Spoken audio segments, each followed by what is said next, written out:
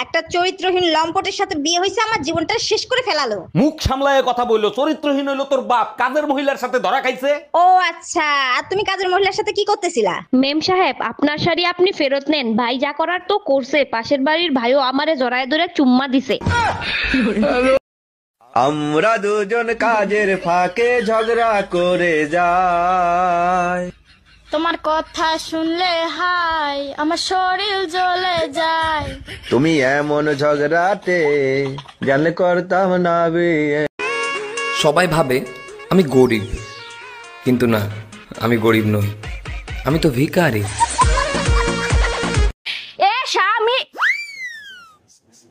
না, স্বামীর তো নাম ধরে ডাকা যাইবে না। দাদা শ্বশুরে বলছে স্বামীর নাম ধরে ডাকলে হেলে বলে অমঙ্গল হয়। তাইলে কি কইয়া ডাকবো, কি কইয়া ডাকবো, কি পাইছি। এ কুত্তা খাইয়ে যা। এই অনিল আমার কাছে টাকা পায়, বারবার করে ফোন করছে, বলে দাও তো আমি বাড়িতে নেই। হ্যালো হ্যালো বৌদি, দাদা কোথায় গো? না, দাদা তো বাড়িতে নেই, বাইরে গেছে। কি বলছো, বাড়িতে দাদা নেই? ইস, আমায় ডাকুনি কেন? আরে কি গো শোনা, আমি কাজে যাচ্ছি, হ্যাঁ 1 মাস পর আসবো, তুমি সাবধানে থেকো, ঠিক আছে? সাবধানে থেকো। হ্যাঁ, ধরো ধরো ধরো, দেখি দেখি, হাত উঁচু করো। কেন হাত উঁচু করবা তো? হ্যাঁ, কি করতেছো তুমি? 34ই আছে, আমি 1 মাস পর বাড়ি আসবো, এই 34 যেন 34ই থাকে, ঠিক আছে? Bye bye, tata, good bye, Gaya. তোমার বাঁচাও গো। আরে কি হলো?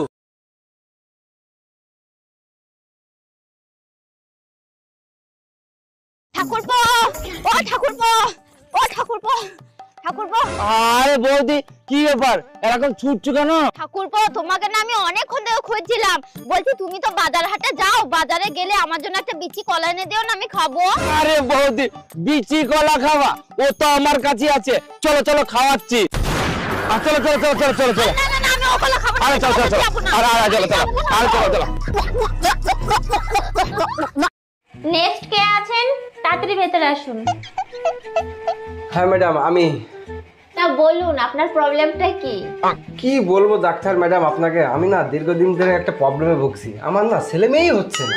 ও আচ্ছা, এই প্রবলেম। আপনি কি একা এসেছেন? হ্যাঁ ম্যাডাম, আমি তো একাই এসেছি।